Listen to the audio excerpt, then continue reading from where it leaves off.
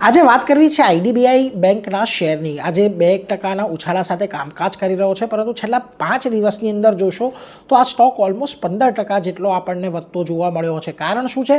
બજેટમાં FY27 માટે સરકારે 80,000 કરોડના એક ડિસઇન્વેસ્ટમેન્ટ એટલે કે વિનિવેશના લક્ષ્યની જાહેરાત કરી છે। હવે ખાસ કરીને બજેટ બાદ જ્યારે દીપમ સેક્રેટરીએ CNBC બજાર સાથે વાત કરી હતી ત્યારે તેમણે સ્પષ્ટ કહ્યું હતું કે અત્યારે આઈડીબીઆઈ કેપિટલનું જે વિનિવેશની પ્રક્રિયા છે એ થર્ડ સ્ટેજની અંદર છે કે જ્યાં આગળ બીડ આપવે છે અને બીડનું ઇવેલ્યુએટ કરવામાં આવે છે।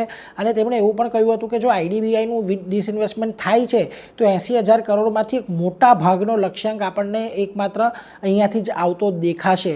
એટલે આ વાતને લઈને ખાસ કરીને આઈડીબીઆઈ બેંકનું વિનિવેશ છે આવનારા સમયમાં જલ્દી થાય એને લઈને એક તેજી છેલ્લા ઘણા દિવસથી જોવા મળી રહી છે અને આજે પણ સ્ટોક ઓલમોસ્ટ 2% જેટલો ઉપર છે।